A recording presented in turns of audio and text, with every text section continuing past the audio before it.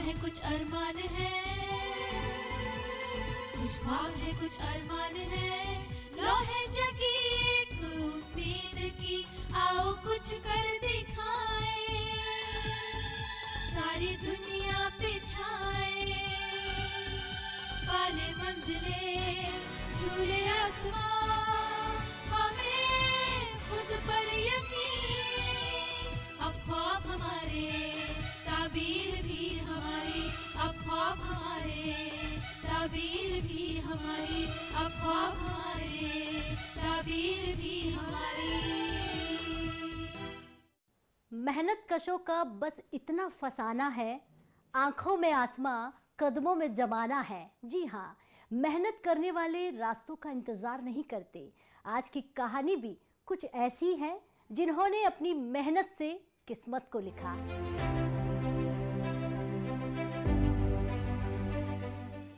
हो खुदी पर यकीन तो सहारा किसका, मंजिलों से मयस्सर इरादा बुलंद जिसका। उर्वशी यादव एक ऐसा नाम है जिसने अपनी मेहनत, लगन और जद्दोजहद से कामयाबी की एक नई इबारत लिखी और समाज के सामने मिसाल पेश की है।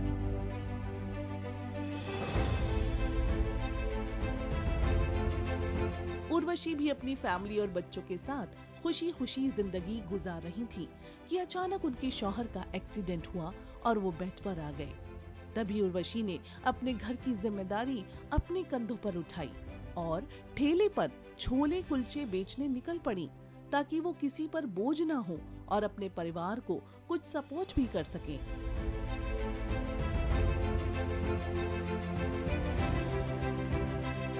कैसे उर्वशी ने अपने पैशन को प्रोफेशन में बदला, इसके साथ उनकी जिंदगी में और क्या क्या मुश्किलात आई और उस मुश्किल दौर में अपने आप को कैसे संभाला उन्होंने और बनी एक कामयाब शख्सियत। आइए जानते हैं उर्वशी के पूरे सफर के बारे में।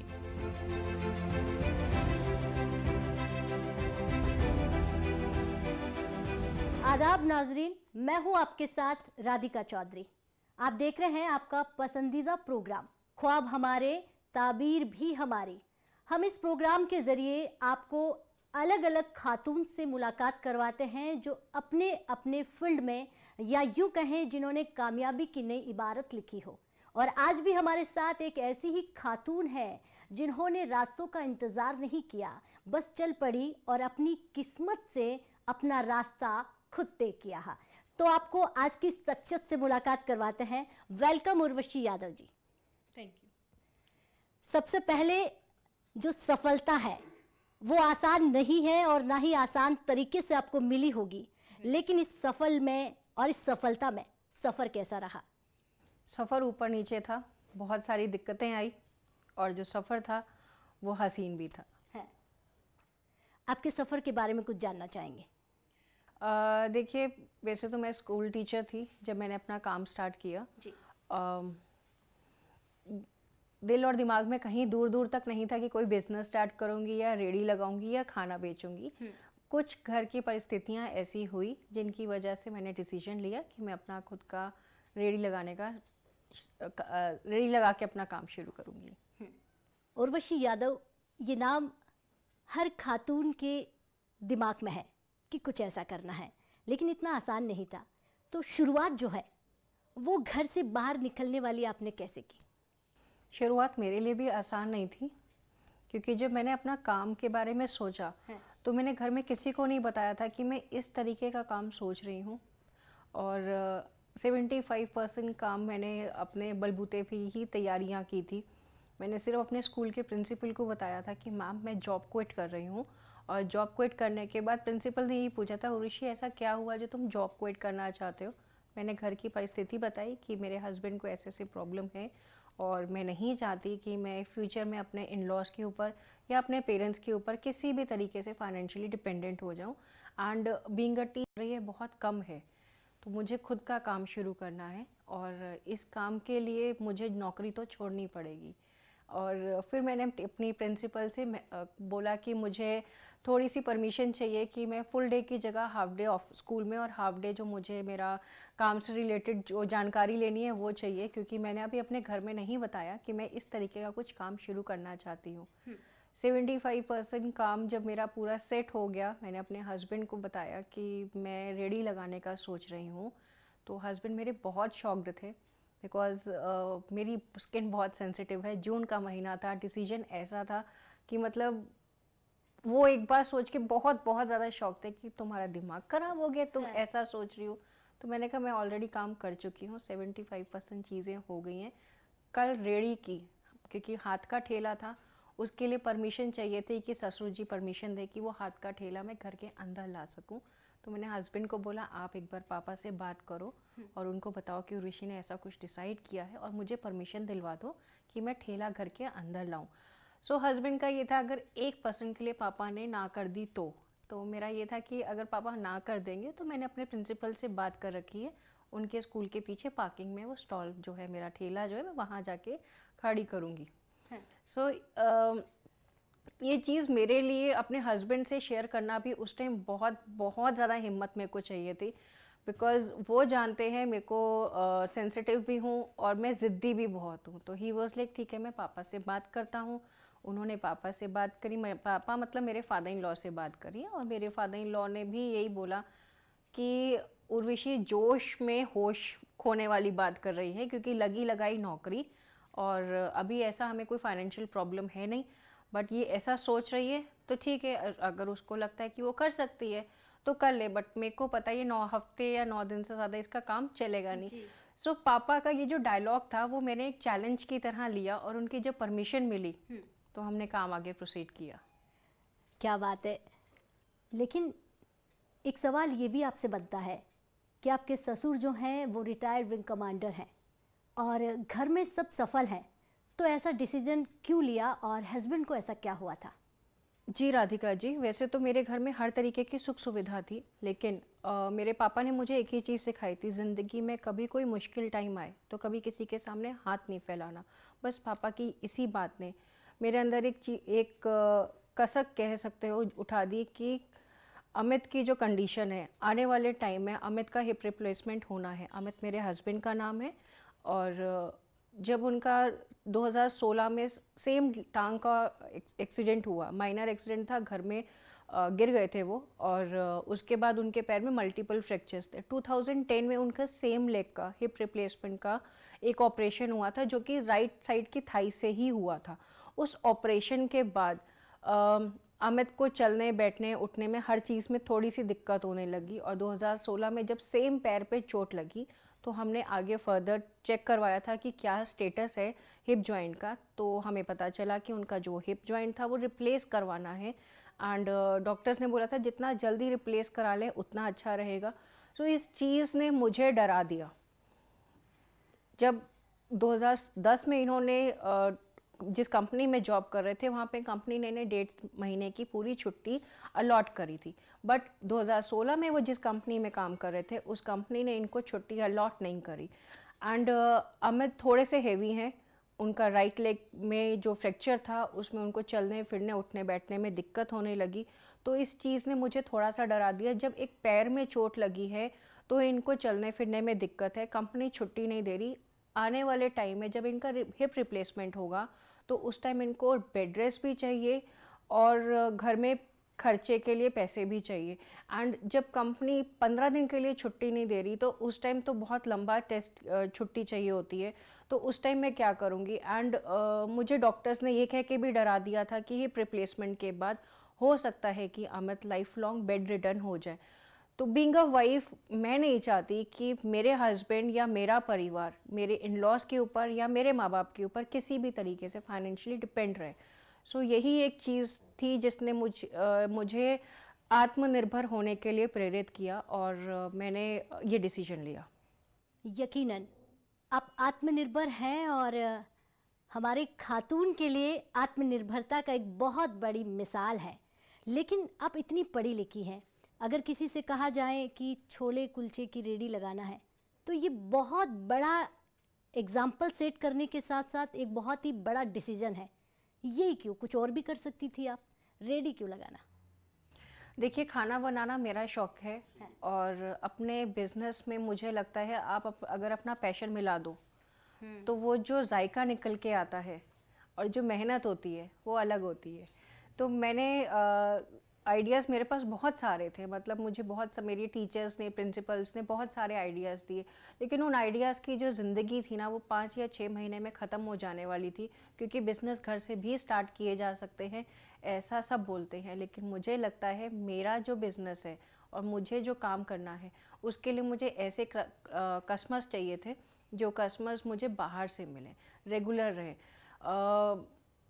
मेरे पास ऑप्शन भी आए थे, जैसे मैं घर से बुटीक का काम कर सकती हूँ, घर से टिफ़िन सर्विसेज कर सकती हूँ, बट इन सब में प्रॉब्लम ये है कि आप सिर्फ अपने दायरे तक, एक छोटा सा दायरा होता है, या तो आप टीचर्स हैं, फ्रेंड सर्कल है, अपना सोसाइटी, बस उतने तक आप अपना काम कर सकते हो। और ये वाला काम मैंने इसलिए सोचा रेडी का, क्योंकि खाना सब खाते हैं, भूख सबको लगती है, और एक रोड एक ऐसी चीज़ है जो कभी सोती नहीं है। सो ये मेरा डिसीजन इसलिए मैंने लिया था कि रेडी रोड पे लगाते हैं और रोड पे खाना बेचते हैं। क्या बात है, दौड़ती भागती रोड पर आपने अपनी किस्मत लिख डाली, और एक ऐसी किस्मत जो कभी सो नहीं सकती।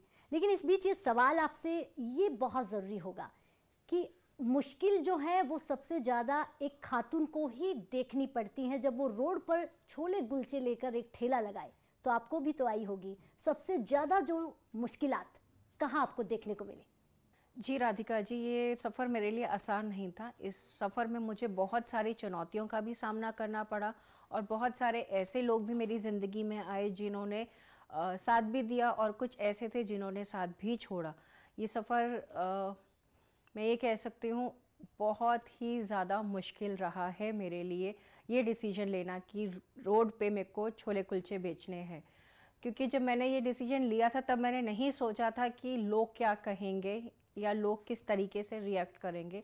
मेरे आस पड़ोस ने मुझे सपोर्ट ज़रूर किया, लेकिन कहते हैं ना कि हम जब औरत घर से बाहर निकलती है खुद का वजूद बनाने के लिए, खुद को आत्मनिर्भर करने के लिए, तो सबसे ज़्यादा चैलेंज आते हैं आसपास के लोगों से। मुझे भी बहुत सारे चैलेंजेस आए, और उन चैलेंजेस में सबसे बड़ा चैलेंज ये था कि खुद को, जिस रोड को, जिस जगह को मैंने सेलेक्ट किया था उस जगह पे खड़े रहना। क्योंकि कभी मेरे को गवर्नमेंट की तरफ से प्रॉब्लम आई, कभी मेरे पास सामने रेस्टोरेंट्स की तरफ से प्रॉब्लम आई, कभी लोगों के ताने थे साथ में, तो कभी मौसम की मार थी।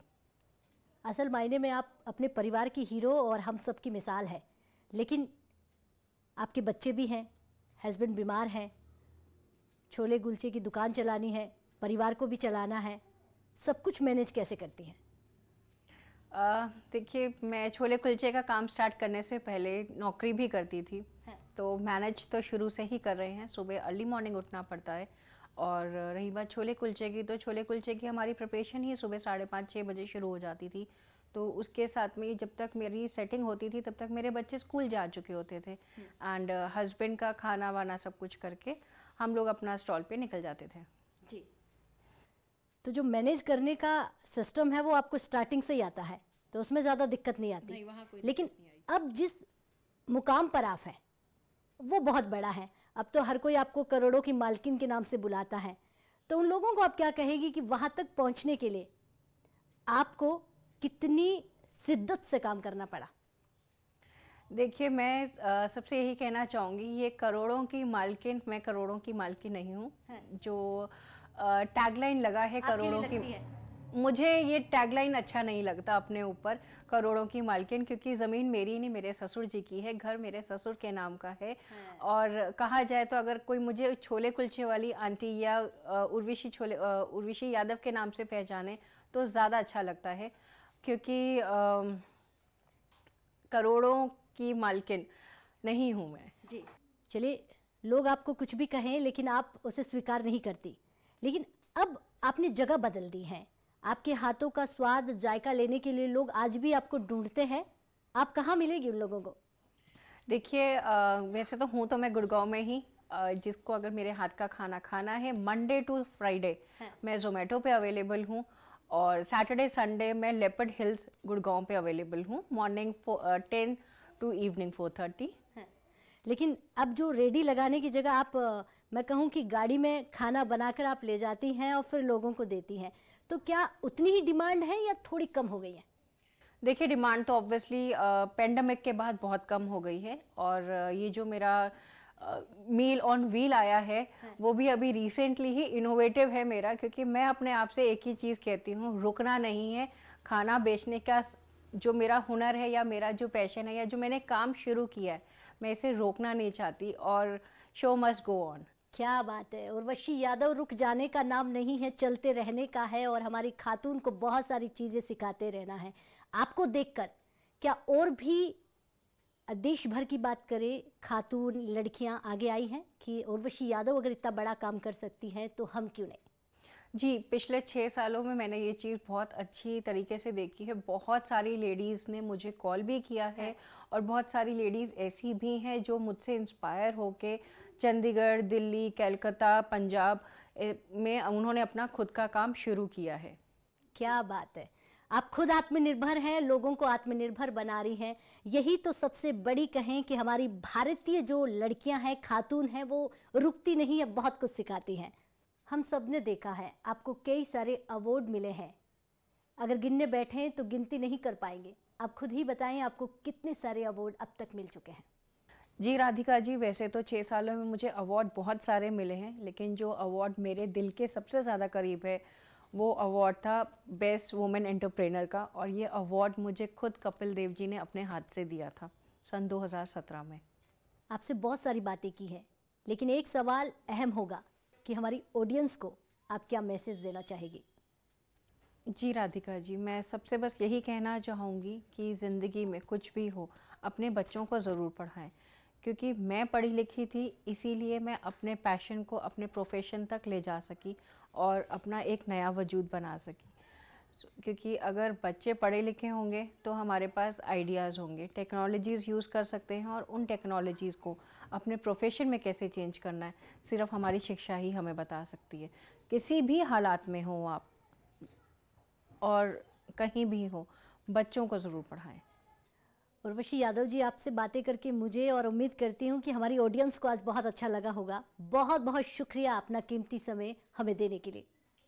जी राधिका जी, शुक्रिया। आपका भी शुक्रिया, और दूरदर्शन का और नज़म साहब का शुक्रिया जो उन्होंने मुझे यहाँ बुलाया, और आप लोग जो कार्यक्रम कर रहे हैं वो अपने आप में एक बहुत बड़ी मिसाल है, जो कि औरतों के लिए है, और बच्चों को एक बहुत अच्छा मैसेज दे रहे हो, एक समाज को एक अच्छा मैसेज दे रहे हो कि शिक्षा को प्रोत्साहन मिले, और शिक्षा के बेसिस पे ही सारा काम होता है। क्यों कहती है दुनिया औरत कमज़ोर है, आज भी हमारी औरतों के हाथ में घर और देश चलाने की बागडोर है। तो इजाज़त दीजिए, अगले हफ्ते फिर आपको एक ऐसी ही शख्सियत से मुलाकात करवाएंगे जो आपको बहुत कुछ सिखाती हो। तब तक के लिए खुदा हाफिज।